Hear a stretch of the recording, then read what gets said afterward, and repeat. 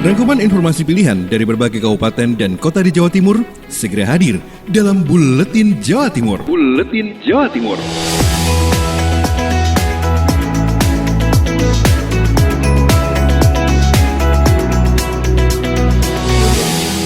Inilah rangkaian informasi dalam Buletin Jawa Timur untuk edisi hari ini.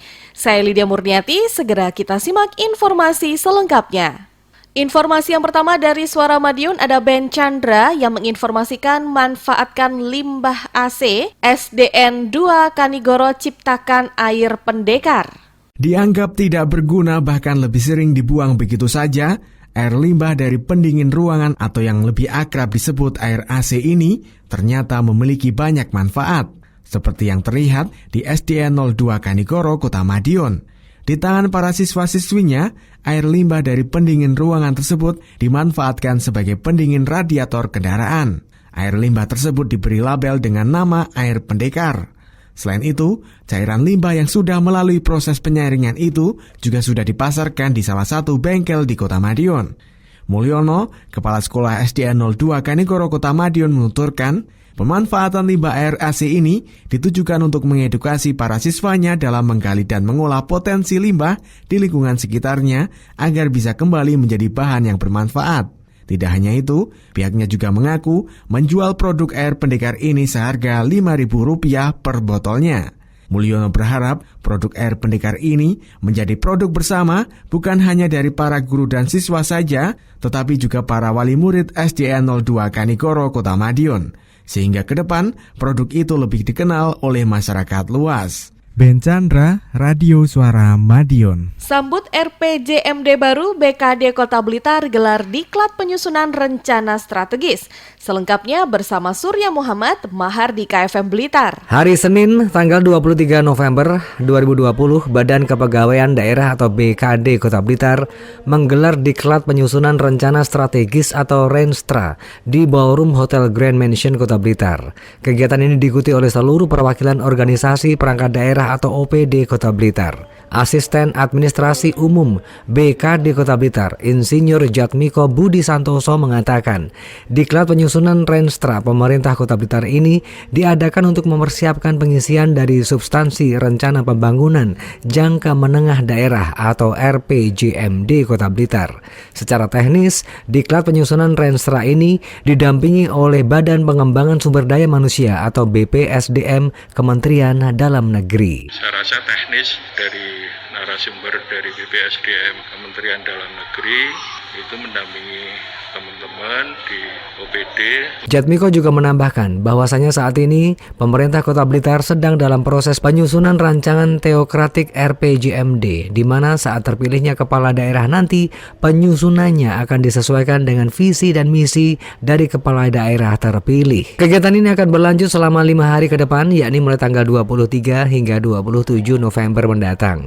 Dengan harapan OPD bisa benar-benar mencermati bagaimana teknis menyusun perencanaan sesuai peraturan perundang-undangan yang berlaku. Surya Muhammad, Mahardika FM. Panji Harto, Suara Sidoarjo menginformasikan PGRI Sidoarjo menggelar kegiatan donor darah bersama seluruh anggota untuk memperingati Hari Ulang Tahun ke-75 PGRI. Dalam rangka Hari Ulang Tahun Persatuan Guru Republik Indonesia yang ke-75, PGRI Kabupaten Sidoarjo gelar kegiatan donor darah massal. Diikuti lebih dari 70 peserta yang merupakan tenaga pendidik tergabung dalam PGRI Kabupaten Sidoarjo di mobil PMI samping Gor Delta Sidoarjo. Dr. Andes Hadi Santoso MM, Ketua Panitia Donor Darah, saat ditemui di sela-sela kegiatan Selasa mengatakan, kegiatan ini masih dilakukan pada 18 kecamatan dan juga sekolah-sekolah PGRI. Jadi dalam rangka peduli sosial pada bidang kesehatan, jadi kita gerakkan donor darah untuk semua anggota PGRI. Sahabat, serangkaian kegiatan dalam HUT PGRI ke-75 diantaranya dengan mengadakan webinar, inovasi belajar, lomba pidato, dan nantinya akan ditutup dengan upacara dan syukuran di kantor PGRI Sidoarjo pada Rabu 25 November 2020 di Jalan Jati Sidoarjo. Demikian laporan Panji Harto, Suara Sidoarjo. Rapat koordinasi tentang layanan nomor tunggal panggilan darurat digelar Dinas Kominfo Kabupaten Ngawi. Selengkapnya bersama Henti Ludiana, Suara Ngawi. Rapat koordinasi tentang layanan nomor tunggal panggilan darurat digelar Dinas Kominfo Kabupaten Ngawi dalam rangka mengimplementasi Peraturan Menteri Kominfo Nomor 10 Tahun 2016. Tujuan digelarnya rapat ini adalah sebagai pengenalan sekaligus menyamakan persepsi terkait layanan nomor tunggal panggilan darurat yang akan diadakan di Kabupaten Ngawi. Hal ini seperti yang dikatakan Arif Arifin, Sekretaris Diskominfo Ngawi, dalam sambutannya ketika membuka acara tersebut Kamis beberapa waktu lalu. Tujuan digelarnya rapat ini adalah sebagai pengenalan sekaligus menyamakan persepsi terkait layanan nomor tunggal panggilan darurat yang akan diadakan di Kabupaten Ngawi, sekaligus dalam rangka mengimplementasikan Peraturan Menteri Kominfo Nomor 10 Tahun 2016. Dengan adanya layanan nomor tunggal panggilan darurat ini, diharapkan nanti bisa merespon semua pelayanan publik, laporan dan keluhan-keluhan masyarakat seperti bencana alam, sosial, kecelakaan, kesehatan, gangguan keamanan, serta kekerasan perempuan dan anak. Hadir dalam acara tersebut, seluruh organisasi perangkat daerah, Polres, Kodim 0805, dan kantor pelayanan terkait. Henti Ludiana, LPPL Suara Ngawi. Agustin Merdekawati dari Ersal FM menginformasikan Dinas Kesehatan penuhi gizi balita, salurkan 10 ton makan tambahan. Dinas Kesehatan Nganjuk berupaya memenuhi gizi balita di Kota Angin, terutama pada masa pandemi COVID-19 seperti saat ini. Karenanya, di tahun 2020, Dinas Kesehatan menambah pemberian makanan tambahan atau PMT pada balita sebanyak 10 ton yang dibagikan saat pertemuan posyandu. Dalam acara evaluasi program Si Genting, Gentasibu, dan Gerdaristi, Kepala Dinas Kesehatan Nganjuk Dr. Ahmad Nurkolis mengatakan, di masa pandemi COVID-19, banyak ibu-ibu yang takut membawa balitanya untuk mengikuti posyandu, sedangkan gizi balita harus tetap terpenuhi. Untuk itu, Dinas Kesehatan tetap berupaya menjalankan posyandu sesuai protokol kesehatan. Pemberian makanan tambahan tersebut dilakukan door to door atau dari rumah ke rumah warga oleh para kader. Untuk PMT secara door to door berlaku di daerah zona kuning, adapun untuk daerah atau desa yang masuk kategori zona hijau, pelaksanaan posyandu dilakukan dengan protokol kesehatan yang ketat. Dari Agustin Merdekawati, Suara Anjuk Ladang Anjuk. Bupati Gresik siapkan perbub untuk pembukaan sekolah. Selengkapnya bersama Kevin Chandra, Suara Gresik. Dalam mempersiapkan pembelajaran tatap muka di Kabupaten Gresik yang bakal dilaksanakan mulai bulan Januari tahun 2021, Bupati Gresik Sambari Halim Radianto mengundang Forkopimda Gresik, para kepala sekolah dan ketua komite sekolah serta OPD yang membawa pendidikan untuk berdiskusi dalam FGD. Acara FGD tersebut dilaksanakan di ruang Mandala Bakti Praja kantor Bupati Gresik. Bupati Sambari bertekad tetap melakukan pendidikan tatap muka pada awal semester Januari tahun 2021. Bupati Gresik mengatakan untuk memulai pembelajaran tatap muka yang sangat perlu dipersiapkan adalah sarana dan prasarananya seperti tempat cuci tangan dengan air mengalir dan pengaturan jarak antar siswa. Pengaturan siswa yang masuk sesuai kapasitas serta bangku yang ada dalam ruang kelas. Untuk teknis pelaksanaan pembelajaran tatap muka hanya diikuti oleh 50% murid, maksimal 16 murid pada setiap kelompok. Setiap sesi pembelajaran hanya akan dilakukan selama 3 jam tanpa ada istirahat dan 3 hari dalam seminggu. Bupati Gresik juga siap menutup kembali sekolah apabila ada klaster baru di sekolah tersebut atau salah satu murid dan gurunya terkonfirmasi positif COVID-19. Penutupan sekolah juga dilakukan apabila Kabupaten Gresik masuk ke dalam zona merah. Saya, Kevin Chandra, Suara Gresik melaporkan untuk Buletin Jawa Timur. Kholik Maulidi Ralita FM menginformasikan Bupati Pamekasan ada 3 kunci utama capai kesuksesan pemerintahan. Bupati Pamekasan Badrut Tamam dalam kegiatan seminar dan media gathering yang dilaksanakan di Kota Batu Malang menyampaikan ada 3 kunci utama untuk mencapai kesuksesan suatu pemerintahan. Di antaranya trust atau kepercayaan, kemudian setiap aparatur mau berinovasi dan berkreasi, serta mau bekerja cepat.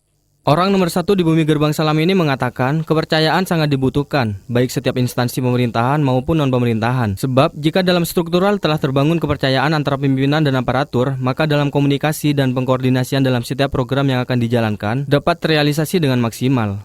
Menurut Bupati Badrut, tidak hanya kepercayaan, namun setiap aparatur harus mampu untuk berinovasi dan berkreasi sesuai dengan bidangnya masing-masing, sehingga tercipta peningkatan mutu serta kualitas suatu instansi tersebut.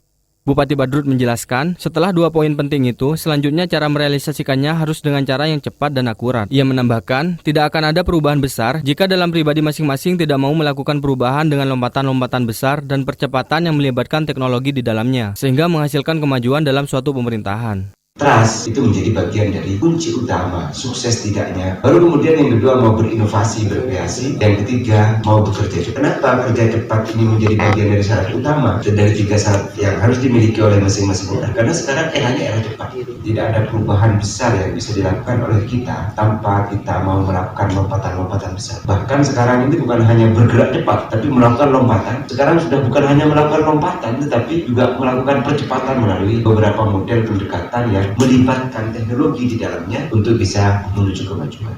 Holik Molidi, Realita FM Pamekasan. Beralih ke Radio Blambangan FM Banyuwangi, penyebaran COVID masih tinggi, masyarakat diminta terus jaga protokol kesehatan. Penyebaran COVID-19 di Banyuwangi hingga saat ini masih tinggi dan belum mereda. Sebab itu, selain terus menekan kedisiplinan, perlu meningkatkan pelaksanaan 3T, yakni tracing, testing, dan treatment. Menurut juru bicara Satgas COVID-19 Banyuwangi, Dr. Rio mengatakan, untuk tracing saat ini dipercepat dan diperluas. Untuk tracing relatif lancar karena sudah memiliki mesin PCR dan TCM, sehingga pemeriksaan swab relatif mudah dan cepat. Sementara untuk treatment, menurut Rio, Banyuwangi memiliki 6 rumah sakit rujukan COVID-19, sehingga rumah sakit yang ada masih memadai untuk proses treatment pada pasien terkonfirmasi COVID-19. Dr. Rio menyampaikan Satgas Penanganan COVID-19 Banyuwangi telah merumuskan 2 model penanganan untuk menurunkan angka kematian akibat COVID-19, yakni upaya pre-hospital atau sebelum masuk rumah sakit dan upaya di rumah sakit. Dilansir dari website resmi Satgas COVID-19 Banyuwangi, kasus COVID-19 di Bumi Blambangan mencapai 2.314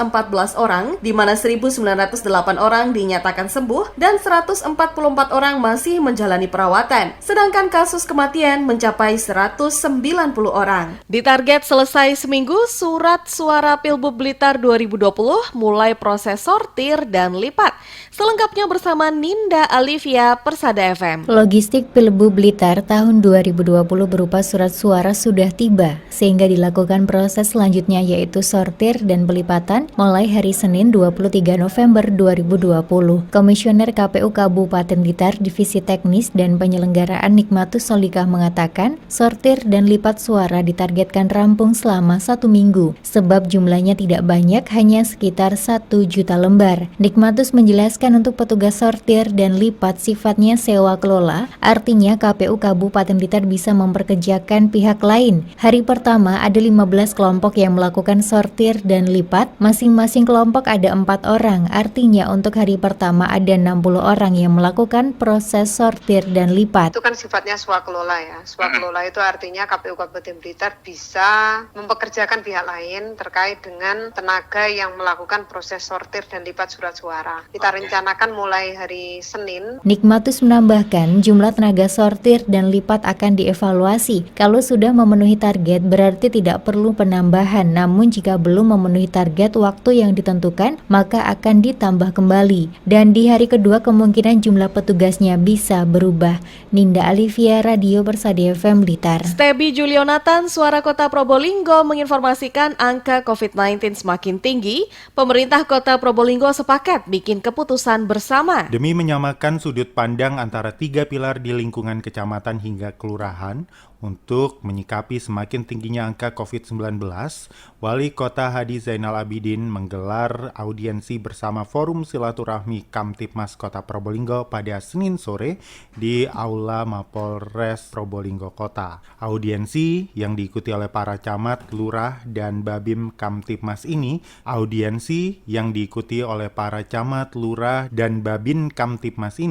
juga dihadiri oleh Kapolresta KBP RM Jauhari, perwakilan Kodim 0820 dan Kepala Satpol PP Agus Effendi. Wali Kota menyebutkan pada Oktober lalu pasien COVID-19 tinggal 4 orang. Namun saat ini angkanya bertambah hingga mencapai 50 orang lebih. Dan inilah yang harus diantisipasi bersama karena melonjaknya COVID-19 terjadi setelah liburan beberapa waktu lalu. Sejumlah poin disampaikan, diantaranya kerumunan massa seperti di Pasar Minggu alun-alun, di salah satu sisi berdampak ekonomi tapi juga menjadi sorotan. Stebi Julionatan, Suara Kota Probolinggo. Disaksikan Bupati Tuban, proyek kilang minyak nasional teken perjanjian kerja sama CSR. Selengkapnya bersama Ari Agustias, Pradia Tuban. Sebagai perusahaan energi nasional, Pertamina berkomitmen untuk senantiasa memprioritaskan keseimbangan dan kelestarian alam, lingkungan, dan masyarakat. Selaras dengan hal tersebut, Corporate Secretary Subholding Refining dan juga Petrochemical Kilang Pertamina International melakukan penandatanganan perjanjian kerjasama Corporate Social Responsibility atau CSR proyek NGRR Tuban bersama Pemkab Tuban, Senin 23 November 2020. Bertempat di Pendopo Krido Manunggal Tuban, penandatanganan kerjasama disaksikan langsung oleh Bupati Tuban Fathul Huda, Wabub Tuban Nur Nahar Husein, serta Sekda Tuban Budi Wiana. Adapun perjanjian kerjasama CSR mencakup penghijauan, asuransi nelayan mandiri, dan peningkatan fasilitas masjid dan musola di Desa Kaliuntu, Mentoso, dan Beji, Kecamatan Jenu. Dalam sambutannya, Bupati Tuban Fathul Huda menyampaikan berbagai program CSR Pertamina hendaknya dilaporkan ke Pemkab Tuban agar dapat dipantau pelaksanaannya. Maka di sini yang perlu saya sampaikan, dan ini nanti bisa ditindaklanjuti, tolonglah CSR ini nanti betul-betul memperhitungkan outputnya. CSR ini harus searah, sejalan dengan program Pemkab. Program kita utamanya adalah membangun IPM, hingga pembangunan manusia. Dan dua adalah membangun atau mengentas kemiskinan. Dan yang ketiga adalah menciptakan lapangan kerja. Arya Gustias Pradia Surat Tuban untuk Buletin Jawa Timur. Demikian rangkaian informasi Buletin Jawa Timur untuk edisi hari ini. Nantikan Buletin Jawa Timur edisi selanjutnya. Saya Lydia Murniati, sampai jumpa. Rangkuman informasi pilihan dari berbagai kabupaten dan kota di Jawa Timur baru saja sahabat dengarkan dalam Buletin Jawa Timur. Buletin Jawa Timur. Buletin Jawa Timur bisa sahabat dengarkan Senin sampai Jumat jam 8 pagi dan 4 sore. Disiarkan serentak di Lembaga Penyiaran Publik Lokal Suara Sidoarjo, Persada Kabupaten Blitar, Mardika Kota Blitar, Ralita Pamekasan, Suara Sampang, Suara Kota Probolinggo, Suara Lumajang, Suara Pasuruan, Blambangan Banyuwangi, Wika Mojokerto, Suara Gresik, Pradia, Suara Tuban, Malawapati Bojonegoro, Ersal Nganjuk, Suara Madiun, Suara Ngawi, Suara Pacitan, Praja Angkasa Trenggalek, Magetan Indah, dan RGR Tulungagung. Persembahan dari Asosiasi Lembaga Penyiaran Publik Lokal Jawa Timur.